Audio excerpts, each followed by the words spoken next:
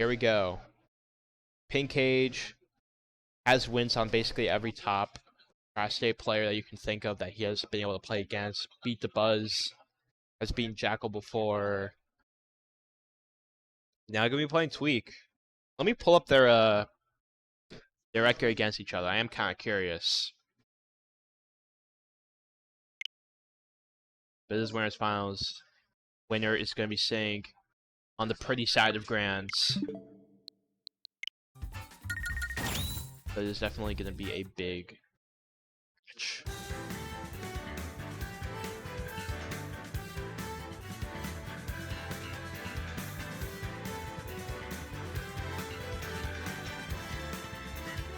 Alright. Tweek and Pink Cage are going to go to a small battlefield. I know Pink Cage isn't the biggest fan of PS2. It's not really a great game to watch stage, I feel like. It's like too big. Here we go. Daily Game & Watch, you know the vibes.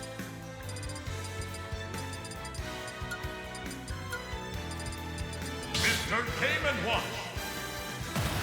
And if I'm not mistaken, this is his first time playing Tweek. That's crazy. 3, 2, 1. According to the Start GG page, I mean to the BG stats, these two players have never faced each other in bracket before, so we are going to be seeing a brand new matchup right here. People are excited in chat. We got so far a little bit of a lead for Pink Cage, but I mean nothing to say. Yeast in chat saying that if Tom wins this, he'll laugh a lot, but wow, that was a big down air right there from Gavin. Gonna take that stock early, and goodness gracious, and he wants more, man. Tweek is really like about his business when he comes through to these locals. He wants to make sure he's getting a dub. And goodness, yeah, a little bit of a lead here, getting some extra credit after that big down air right there. Pink Cage still gonna be putting up a bit of a fight, has him at around the 90s, 80s or 90s. Yeah, here we go. A lot of percentage they'll be put on and just be able to maneuver around the Game & Watch, who's a little bit of like a slower character. You know what I mean? Not quite the fastest character in the world, especially being so floaty. It's easy to get outmaneuvered by a character with precise movements like Dave. And he's just able to win these neutrals, outbox them, and just get these confirms right here. And yeah, 3 stocks to 1 is looking very good for Tweek. I must say, he is looking so good and getting these combos 50%. That little conversion alone, something light for him, but something major for Pink Cage, who cannot get this KO just yet. Not quite the best spaced back air, gonna get grabbed, and oh, finally gonna get a KO right there. Gets a down smash, the classic into the forward smash. You know how it goes. But you're gonna have to make up so much for Pink Cage. So at this point, I would just like to use this as a downloading moment, right? Just to see what is Tweek doing, how is he moving around, how is he throwing out these attacks, and what can I do in the next game? Because right now, it's looking like this game's gonna go towards Tweek, but I could be wrong. You can always see maybe a 9 in that situation, and then I'll expect the last stock, you know what I mean? But he is looking very good, though. Oh, again, I'm trying to go for a little bit of style there, trying to get a little upbeat off the ledge. Oh, and rolls out, but it gets hit by the side B. Now, Pink Cage, again, just kind of just playing it a lot more passively, trying to study Tweek's movements and stuff like that, has led him to live to a very high percentage right here. This is probably maybe the key to him winning the future games, right? Is getting those situations where he just lives to forever. You know what I mean? So we'll see how that ends up going in the future games. Tweek currently inspecting the stage list, trying to see what stages he needs to ban. I don't know if Sector X has like a unique stage list, or if it's like if it follows like another big tournament stage list. Because I know like for example, Hyperspace and like the TCNJ tournaments in Central Jersey follow Collision's stage list. I'm not really sure for this place though, for Sector X, but the counter to Hollow Bastion, we mentioned it before, you're able to get vertical combos to our stage with Game & Watch, so it's a very nice stage for him. So the comic makes sense. This is also a really good day stage too, but honestly, Diddy's the type of Diddy's the type of character that like doesn't really have a bad stage if you like really think about it. Like, there's always a capability for Diddy, especially under the hands of a player like Tweek. He can go aggressive, push the initiative, get his combos up, take advantage of the platforms, or he can play the long game and just kind of like play really patiently and maneuver around your attacks on a larger stage like Kalos or PS2. You know what I mean? And we're kind of seeing a little bit of both here on Hollow Bastion, which is more of like a medium-sized stage. And here we go though, trying to get a down throw 9, just not getting the RNG right there. It would have been really fun if you got it though. Yeah, that is going to take it right there. A little bit of suspect DI, but was probably just trying to DI out on the down tilt to not get hit by like a down smash, so it makes sense.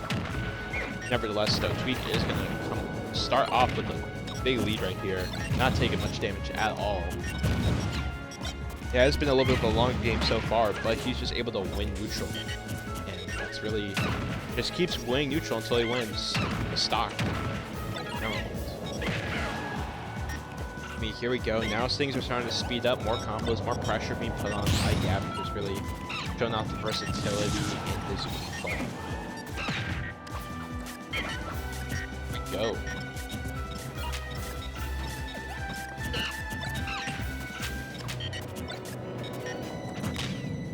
Okay. Yeah, now we got a little bit more of that patient neutral kind of thing. Okay. Parries. Wow, he parries the down smash, but isn't able to get a punish off of it because, again, Game & Watch down smash got no lag whatsoever. They forgot to put lag on that thing. Unfortunate, but, I mean, does Game & Watch need it? No, but, like, you know, it's funny. So, you can't complain, especially if you're King Cage. You can't complain about that, so. What you can't complain about, though, is that down tilt back air, taking that stock again. And, yeah, Tweek is straight moving right now, just kind of cruising. Again, just use easy confirms. And that's such a big lead right here. I don't think he's dropped a single game in bracket yet. It's not looking like he'll drop a game this entire bracket, if I'm being honest with you. He's looking so dominant right now. Not even able to get a punish as King Cage. You really want to just like be on your toes and make sure you whenever Gavin gives you just the tiniest of space to capitalize, you just gotta come through, get something big like a down smash or something of that matter. But yeah, covering that spot dodge and getting an up B randomly, because why not? But that big chair, finally able to take that KO, but not after a big lead built by Tweek right here. Also not able to get 9. Who knows if King Cage will get 9 to the set, but nevertheless. Let's see what happens here. Again, King Cage is at a big percentage, and yeah, that's gonna be it. Gonna live to 140, but not until eating that KO. And Tweek is up 2-0. 2 pretty dominant victories. Tweek seems like he has this matchup down to an absolute T. We're going to go back to the small battlefield, but let's see if there's going to be any sort of character count pick or if we're just going to stay with the Game & Watch. It looks like we're just going to stay Game & Watch. I think that's fair. Just go with your best character, learn as much as you can from that matchup. 3, 2, Thank you, Pop. 1, go!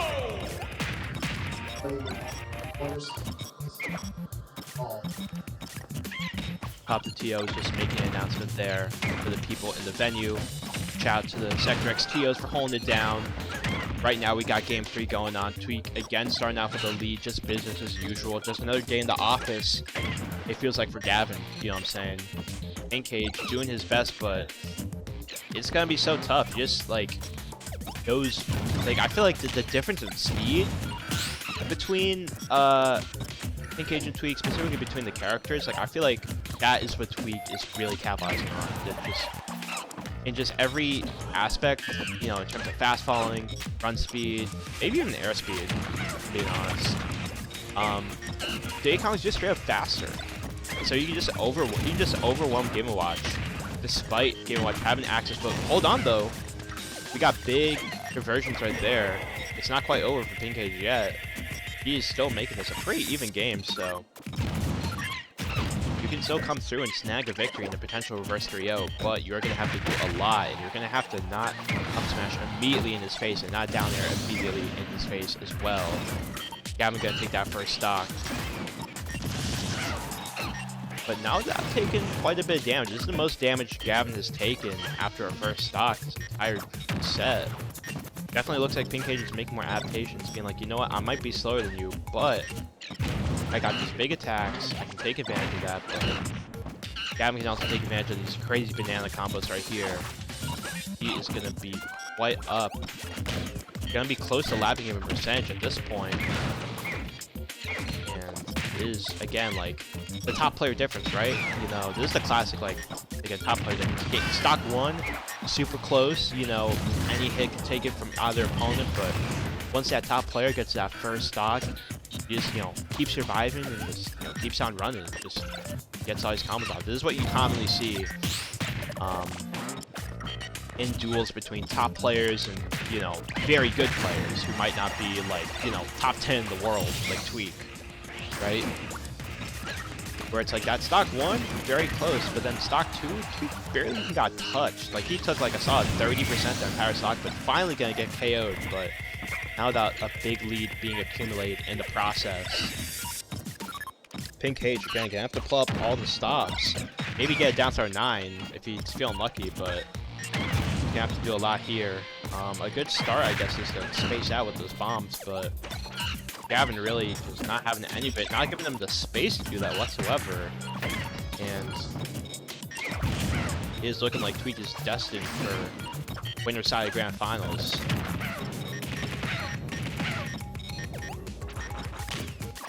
Still not possible.